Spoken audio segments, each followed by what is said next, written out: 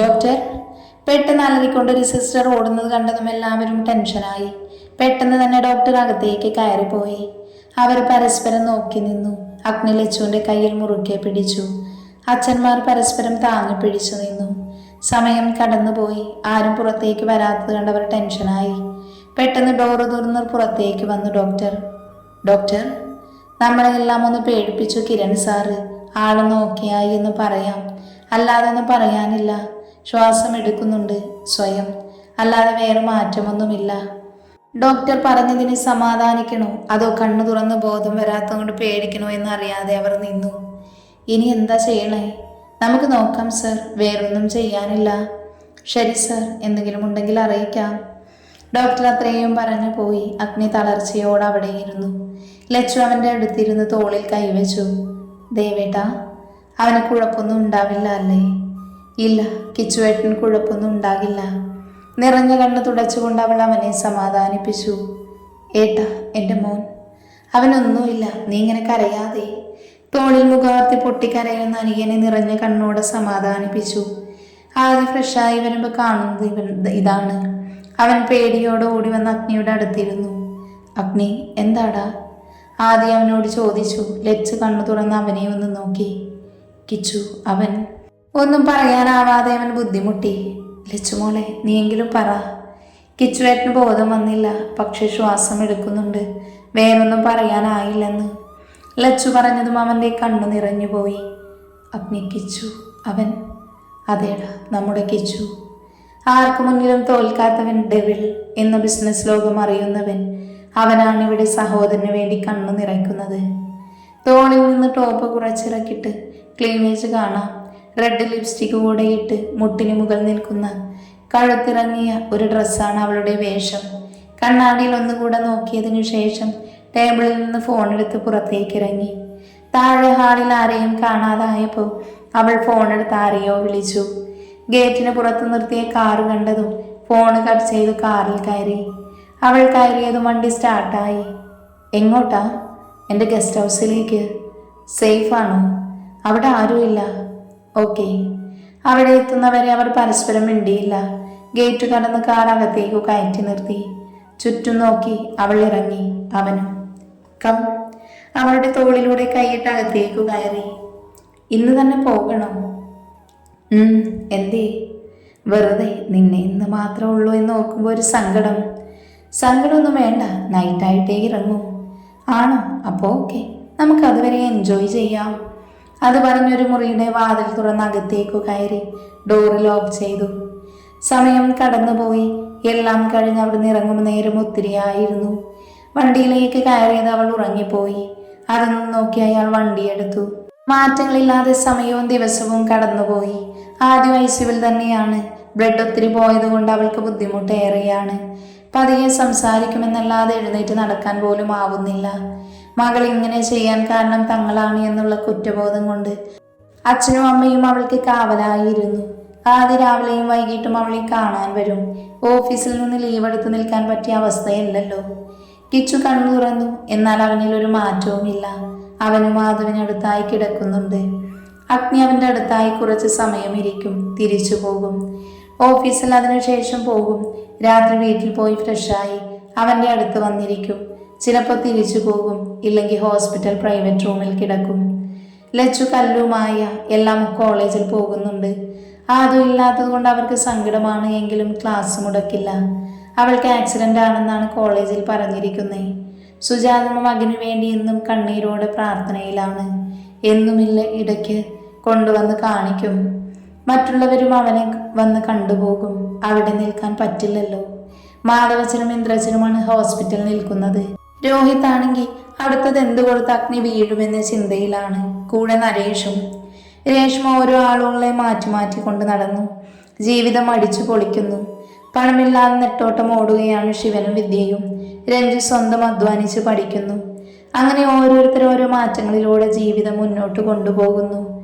ഇന്ന് സൺഡേ ആണ്. ഹോസ്പിറ്റൽ പോകാൻ തിരക്ക് കൂട്ടുവാണ് എല്ലാവരും. ദേവേട്ടാ? ആ, വരുന്നു. ഡ്രസ്സിംഗ് റൂമിൽ നിന്ന് അഗ്നി പുറത്തേക്ക് വന്നു. കിച്ചു ഹോസ്പിറ്റൽ ആയതുകൊണ്ട് തന്നെ പിന്നെ അഗ്നി താടിയും മുടിയും വെട്ടിയിട്ടില്ല. അതുകൊണ്ട് അതൊക്കെ ഒതുക്കി ഒരു കയ്യിൽ ഫോണുമായി അവൻ പുറത്തേക്ക് ഇറങ്ങി വന്നു. നീ എന്തിനാ വിളിച്ചേ? പോകാൻ സമയമായി അതാ. ഒരു കോളുണ്ടായിരുന്നു, അതാ ലേറ്റായേ. എന്താ ഇറങ്ങാം? അവർ മുറിയിൽ നിന്ന് പുറത്തേക്ക് വന്നതും തൊട്ടടുത്ത മുറിയിൽ നിന്ന് കല്ല് പുറത്തേക്ക് വന്നു. നീ താഴേക്ക് പോയില്ലേ? ഇല്ല. എന്നാ വാ. അവളും അവരുടെ കൂടെ താഴേക്ക് ഇറങ്ങി ചെന്നു. അച്ഛമ്മയും അച്ചാച്ചനും ഒഴിച്ച് ബാക്കിയുള്ളവർ ഹോസ്പിറ്റൽ പോകുവാണ്. അമ്മമാർ രണ്ടുപേരും റെഡിയായി നിൽക്കുവാണ്. ഇവരെ കണ്ടതും സോഫയിൽ നിന്ന് എഴുന്നേറ്റു. ഇറങ്ങാം. അഗ്നി മുന്നേ പോയതും അവന് പുറകെ അമ്മമാരും ലച്ചുവും കല്ലുവും ഇറങ്ങി. അച്ഛമ്മയും അച്ചാച്ചനും ഇവിടെയില്ല, തറവാട്ടിലാണ്. കിച്ചുവിന് വേണ്ടി കുടുംബക്ഷേത്രത്തിൽ എന്തൊക്കെയോ വഴിപാട് കഴിപ്പിക്കാൻ പോയതാണ്. അഗ്നി വണ്ടിയിൽ കയറിയതും ബാക്കിയുള്ളവരും കയറി. അവൻ വണ്ടി സ്റ്റാർട്ട് ചെയ്ത് ഹോസ്പിറ്റലിലേക്ക് വിട്ടു. ആദ്യം ഫ്രഷാക്കി അവൾക്കുള്ള ഇഞ്ചക്ഷൻ കൊടുത്ത ശേഷം കിച്ചുവിൻ്റെ അടുത്തേക്ക് ചെന്നതാണ് സിസ്റ്റർ. കണ്ണടച്ച് കിടക്കുന്നവൻ അവരൊന്ന് നോക്കി. പിന്നെ പതിയെ തട്ടി വിളിച്ചു. സർ. അവൻ്റെ കണ്ണൊന്ന് ഇളക്കിയെങ്കിലും തുറന്നില്ല. സർ. അവർ ഒന്നുകൂടെ വിളിച്ചതും പതിയെ കണ്ണു തുറന്നു. അവൻ ഒന്ന് ഫ്രഷാകാനാ അവനെ നോക്കി പറഞ്ഞതും അവൻ കണ്ണടച്ചു. സിസ്റ്റർ അപ്പുറത്ത് നിൽക്കുന്ന ചേട്ടനെ വിളിച്ചു. അവിടുത്തെ മെയിൻ സ്റ്റാഫായ നേഴ്സാണ്. ജോബിൻ വരുന്നു. ആ സിസ്റ്റർ വിളിച്ചത് ജോബിൻ അങ്ങോട്ട് വന്നു. സാർ കണ്ണു തുറന്ന് ഫ്രഷാക്കിയേക്ക്. ഓക്കെ. അവൻ കയ്യിൽ ഗ്ലൗസ് ഇട്ടതിനു ശേഷം അവൻ ചുറ്റും തുണി വലിച്ചിട്ടു. ഹോസ്പിറ്റൽ ഗൗൺ മാറ്റിയതിനു ശേഷം ചൂടുവെള്ളം മേലെ തുടച്ചു. പതിയെ അവൻ്റെ കൈവിരൽ അനങ്ങുന്ന മുഖം ചുളിക്കുന്നതുമെല്ലാം ജോബിൻ ശ്രദ്ധിച്ചു. സർ. അവൻ വിളിച്ചതും പെട്ടെന്ന് തന്നെ കിച്ചു കണ്ണു തുറന്ന് അവനെ ഒന്ന് നോക്കി. അവൻ സംസാരിക്കാൻ ശ്രമിക്കുന്നത് കാണി ജോബിൻ വേഗം അവനെ തുടച്ച് വേറെ ഡ്രസ്സ് ഇട്ട് കൊടുത്തു. സിസ്റ്റർ. അവൻ സിസ്റ്ററിനെ വിളിച്ചതും സിസ്റ്റർ അങ്ങോട്ട് വന്നു. എന്താ? പെട്ടെന്ന് ഡോക്ടറിനെ വിളി. പെട്ടെന്ന് ഞെട്ടിയെങ്കിലും വേഗം ഡോക്ടറിനെ വിളിച്ചു. ഹോസ്പിറ്റലിലെത്തിയത് വണ്ടി പാർക്ക് ചെയ്തവർ അകത്തേക്ക് നടന്നു. അച്ഛന്മാർ കിടക്കുന്ന റൂമിന് മുന്നിലെത്തിയതും അഗ്നി ഡോറിൽ തട്ടി. പെട്ടെന്ന് തന്നെ ഡോറ് തുറന്നു മാധവച്ചൻ. നിങ്ങൾ എത്തിയോ? അച്ഛൻ ചോദിച്ചതിന് അഗ്നി ഒന്ന് മൂളി അകത്തേക്കു കയറി. അവന് പിന്നാലെ അമ്മമാരും ലച്ചുവും കല്ലുവും. ഇന്ദ്രച്ചൻ ഫ്രഷായി ഇറങ്ങിയതും അവരെ കണ്ടു. ഡോക്ടർ ഒന്ന് ചെല്ലാൻ പറഞ്ഞു. മാധവച്ചൻ പുറത്തുനിന്നകത്തേക്ക് വന്ന് പറഞ്ഞു. അഗ്നി ബെഡിൽ നിന്ന് ചാടിയിറങ്ങി. ഞാനും അഗ്നിയും ഇന്ദ്രനും പോയിട്ട് വരാം. നിങ്ങൾ ഇവിടെ ഇരിക്കൂ.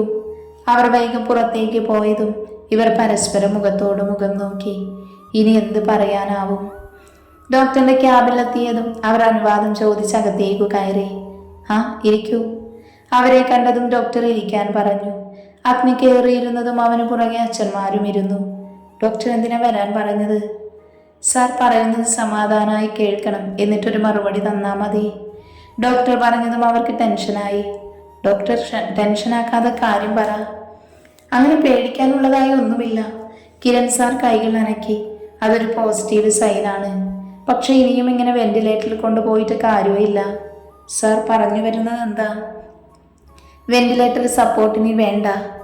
അപ്പം അവന് വേറെ കുഴപ്പമൊന്നുമില്ലേ? അങ്ങനെയല്ല, സാറിന് ഇവിടെ കിടത്തിയിട്ട് കാര്യമില്ല. അപ്പം എന്ത് ചെയ്യണമെന്നാ പറയുന്നേ? ഇനി ആയുർവേദം നോക്കിയാൽ നന്നായേനെ. അങ്ങനെയാണെങ്കിൽ ഇന്ന് തന്നെ ഇവിടുന്ന് കൊണ്ടുപോകാൻ പറ്റുമോ? അതിനുള്ള കാര്യങ്ങൾ ഇപ്പോൾ തന്നെ റെഡിയാക്കാം. ഓക്കെ, ഞാനൊന്ന് ഫോൺ ചെയ്തിട്ട് വരാം. അഗ്നി പുറത്തേക്ക് ഇറങ്ങി ഫോൺ എടുത്തു. അതിൽ മിഥുൻ എന്ന കോണ്ടാക്ട് എടുത്ത് കോൾ ചെയ്തു. ഹലോ. ഹേയ് അഗ്നി, എന്താ പെട്ടെന്നൊരു കോള്? എനിക്കൊരു ഹെൽപ്പ് വേണം. എന്താടാ? കിരൺ ആക്സിഡൻ്റ് ആയി ഹോസ്പിറ്റലാ. വെന്റിലേറ്ററിൽ ഇനി ഒന്നും ചെയ്യാനില്ല എന്നാ ഡോക്ടർ പറയുന്നേ. ഓ ഗോഡ്, എപ്പോഴെങ്ങനെ ഉണ്ടായേ? 2 വീക്സ് കഴിഞ്ഞു. ഓക്കെ, എൻ്റെ എന്ത് ഹെൽപ്പാണ് നിനക്ക് വേണ്ടത്? നീ കർണാടകയിൽ ഒരു വൈദ്യശാലയിലല്ലേ? അതെ. അവിടേക്ക് കൊണ്ടുവന്നാൽ ശരിയാകുമോ? ഞാനൊന്ന് സംസാരിക്കട്ടെ, എന്നിട്ട് നിന്നെ വിളിക്കാം. നീ അവൻ്റെ റിപ്പോർട്ട്സ് എല്ലാം എനിക്കൊന്ന് അയക്കണം. ഇപ്പോൾ അയക്കാം. ഫോൺ കട്ട് ചെയ്ത് അഗ്നി ഡോക്ടറിൻ്റെ ക്യാബിനിലേക്ക് കയറി. എന്താ അഗ്നി പറഞ്ഞേ? അവൻ്റെ റിപ്പോർട്ട്സ് എല്ലാം അയച്ചു കൊടുക്കാൻ പറഞ്ഞു. സാർ ഇപ്പോൾ തരാം. ഡോക്ടർ വേഗം അവൻ്റെ റിപ്പോർട്ട്സ് എല്ലാം അഗ്നിക്ക് കൊടുത്തു. അഗ്നി മിഥുനും. സമയം കടന്നുപോയി. അവർ കോൾ വരുന്നത് നോക്കിയിരുന്നു. പെട്ടെന്ന് അഗ്നിയുടെ ഫോൺ റിങ് ആയതും എല്ലാവരും അവനെ നോക്കി. അഗ്നി കോൾ അറ്റൻഡ് ചെയ്തു. അഗ്നി, അവൻ ഇന്ന് തന്നെ ഇവിടെ എത്തിക്കണം. 3-4 മന്ത് അവനെ തിരിച്ചു തരും. Thank you Mithun. ഏയ്, താങ്ക്സ് ഒന്നും വേണ്ടടാ. അവൻ എൻ്റെ കൂട്ടുകാരനല്ലേ. ഓക്കെ, നീ ലൊക്കേഷൻ ഒന്ന് അയക്കുമോ? ഞാൻ ഇന്ന് തന്നെ വരാം. ഓക്കെ, അയക്കാം. കോള് കട്ടാക്കി അഗ്നി അവരെ നോക്കി. അവനെ ഇന്ന് തന്നെ കൊണ്ടുപോകണം. ഓക്കെ സർ, അതിന് വേണ്ടതെല്ലാം ചെയ്യാം. ഡോക്ടറിനോട് പറഞ്ഞിട്ട് അവർ പുറത്തേക്ക് ഇറങ്ങി. ഡോക്ടറിനെ കാണാൻ പോയവർ വരുന്നില്ലല്ലോ. അതെ, എന്താണാവോ? എന്തേലും കുഴപ്പമുണ്ടാകുമോ? ഏയ്, ഇല്ലാതിരിക്കും. എന്നാലും ഇത്രയും സമയമായില്ലേ, നമുക്ക് നോക്കാം. വന്നില്ലെങ്കിൽ അങ്ങോട്ട് പോകാം. അതെ. സമയം കടന്നുപോയി. കിച്ചുവിനെ കൊണ്ടുപോകാനായി എല്ലാം റെഡിയാക്കി. അച്ഛാ, അവിടെ നിന്ന് ആംബുലൻസ് വിടുന്നതും നല്ലത് നമ്മുടെ പ്രൈവറ്റ് ജെറ്റിൽ കൊണ്ടുപോകുന്നതല്ലേ? അതെ, അത് മതി. ഞാൻ ഡോക്ടറിനോടൊന്ന് സംസാരിക്കട്ടെ. അച്ഛനും ചെറിയച്ഛനും അവരോട് കാര്യങ്ങൾ സംസാരിക്കുക. ഞങ്ങൾ അവിടെ പോയിട്ട് അവരെ കൂട്ടിവരാം. അഗ്നി ഡോക്ടറിന്റെ ക്യാബിനിലേക്ക് കയറിപ്പോയതും അച്ഛനും ചെറിയച്ഛനും മുറിയിലേക്ക് പോയി. ഡോറിൽ തട്ടി അഗ്നി അകത്തേക്ക് കയറി. എന്ത് സർ? അഗ്നിയെ കണ്ടതും ഡോക്ടർ ചോദിച്ചു. ഡോക്ടർ, കിരണിനെ ആംബുലൻസിന് പകരം ജെറ്റിൽ കൊണ്ടുപോയ പ്രശ്നമുണ്ടോ? പ്രശ്നമൊന്നുമില്ല, എന്നാലും കുറച്ചുകൂടെ ശ്രദ്ധിക്കണം. ഞാൻ നോക്കിക്കോളാം. സാർ, ഒരു കാര്യം ചെയ്യാം. ഒരു ഡോക്ടർ കൂടെ വരട്ടെ. എൻ്റെ ജൂനിയേഴ്സ് ആരെങ്കിലും വിടാം. ഓക്കെ, അവരോട് കാര്യങ്ങൾ പറഞ്ഞിട്ട് വിളിക്കാം. Okay sir. അഗ്നി വാതിൽ തുറന്ന് പുറത്തേക്ക് പോയതും ഡോക്ടർ വേഗം ജൂനിയറായ വിക്രമിനെ വിളിച്ചു. അഗ്നി നേരെ പോയി ഐസിയു ഡോറിൽ തട്ടി. പെട്ടെന്ന് തന്നെ സ്റ്റാഫ് വന്ന് വാതിൽ തുറന്നു. അഗ്നി അവരെ ഒന്ന് നോക്കി അകത്തേക്ക് കയറി. Sir, mask. കൂടെയുള്ള നഴ്സ് അവന് മാസ്ക് കൊടുത്തു. അതിട്ട് നേരെ കിച്ചുവിൻ്റെ അടുത്തേക്ക് പോയി. കണ്ണടച്ച് കിടക്കുന്നവനെ അവൻ കുറച്ച് സമയം നോക്കി നിന്നു. കിച്ചു. അവൻ്റെ കയ്യിൽ പതിയെ പിടിച്ചവൻ വിളിച്ചു. കിച്ചു പതിയെ കണ്ണു തുറന്നു. അഗ്നിയെ കണ്ടതും അവൻ്റെ കണ്ണൊന്ന് നിറഞ്ഞു. ഒന്നും ഓർത്ത് വിഷമിക്കേണ്ട, എല്ലാം ശരിയാകും. നിന്നിവിടുന്ന് ഷിഫ്റ്റ് ചെയ്യുക. അവൻ്റെ കണ്ണിൽ എങ്ങോട്ടെന്തിനാ എന്ന ചോദ്യം തെളിഞ്ഞു. നിനക്ക് മിഥുനെ ഓർമ്മയില്ലേ? അവനിപ്പോൾ കർണാടകയിൽ ഒരു ആശ്രമത്തിലാണ്. അവനോട് കാര്യങ്ങളെല്ലാം പറഞ്ഞിട്ടുണ്ട്. നിന്നെ അവിടേക്ക് കൊണ്ടുവരാൻ അവൻ പറഞ്ഞത്. 3-4 മാസം കൊണ്ട് നീ പഴയ കിച്ചുവായി തിരിച്ചു വരുമെന്ന വാക്കവൻ തന്നിട്ടുണ്ട്. എല്ലാം പറഞ്ഞു കഴിഞ്ഞതും അഗ്നിയുടെ കണ്ണൊന്ന് കലങ്ങി. കിച്ചു കണ്ണു നിറച്ച് അവനെ നോക്കി. നിന്നെ കാത്ത് ഞങ്ങളെല്ലാവരും ഇവിടെയുണ്ട്. പെട്ടെന്ന് തന്നെ തിരിച്ചു വരണം, ഞങ്ങളുടെ പഴയ കിച്ചുവായി. അതിനവൻ കണ്ണു ചിമ്മിയൊന്ന് കാണിച്ചു. അഗ്നി അവൻ്റെ കയ്യിലൊന്ന് തലോടി. ഞാനെന്നാ പോകുന്ന കാര്യങ്ങളെല്ലാം ഓക്കെ ആക്കട്ടെ. അവനെ നോക്കിയിട്ട് അഗ്നി തിരിഞ്ഞു നടന്നു. കിച്ചു പതിയെ കണ്ണടച്ചു. അവൻ്റെ മനസ്സിൽ ആദുവിൻ്റെ മുഖം തെളിഞ്ഞു വന്നു. നിനക്കായി ഞാൻ വരും ആദു, കാത്തിരിക്കില്ലേ? എൻ്റെ ഉയർത്തെഴുന്നേൽപ്പ് നിന്റെ മരണമാണ് മോനെ, പൊന്ന മോനെ. മനസ്സിലായി മൊഴിഞ്ഞുകൊണ്ട് അവൻ ഉറക്കത്തിലേക്ക് വീണു. ഇന്ദ്രച്ചവനും മാധവച്ചനും റൂമിലേക്ക് വന്ന് എല്ലാവരോടും കാര്യം പറഞ്ഞു.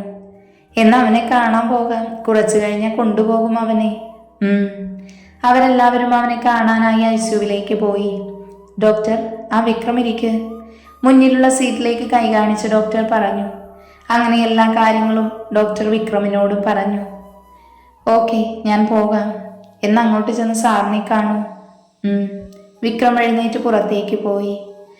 ഐസിയു ഡോറ് തുറന്നു കൊടുത്തതും അച്ഛനും അമ്മയും അകത്തേക്ക് പോയി. ബാക്കിയുള്ളവർ പുറത്തേക്ക് നിന്നു. മോനെ കിച്ചു. അമ്മ പതിയെ അവനെ വിളിച്ചു. കണ്ണു തുറന്നവൻ അവരെ ഒന്ന് നോക്കി. എൻ്റെ മോൻ പോയി പെട്ടെന്ന് തന്നെ തിരിച്ചു വരണം, അമ്മ കാത്തിരിക്കും. അവൻ്റെ നെറ്റിയിലൊന്ന് തലോടി നിറഞ്ഞ കണ്ണു തുടച്ചു പുറത്തേക്ക് പോയി. നിന്നോട് ഇങ്ങനെ ചെയ്തത് എന്താ എന്നൊന്നും ചോദിക്കുന്നില്ല. ആരായാലും നീ തിരിച്ചു വരുന്നത് വരെ അവനായുസുള്ളൂ.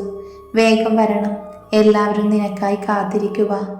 അവൻ്റെ നെറുകയിൽ തലോടി അച്ഛനും പോയി. പുറകെ ബാക്കിയുള്ളവരും അവനെ വന്ന് കണ്ട് സംസാരിച്ചു. ലാപ്ടോപ്പ് സ്ക്രീനിൽ കണ്ണോടിച്ചു നോക്കിയിരിക്കുമ്പോഴാണ് ഡോറിൽ തട്ടുന്ന സൗണ്ട് കേട്ടത്. Sir, may I? യെസ്. അനുവാദം ചോദിച്ചതും അവൻ മറുപടി കൊടുത്തു.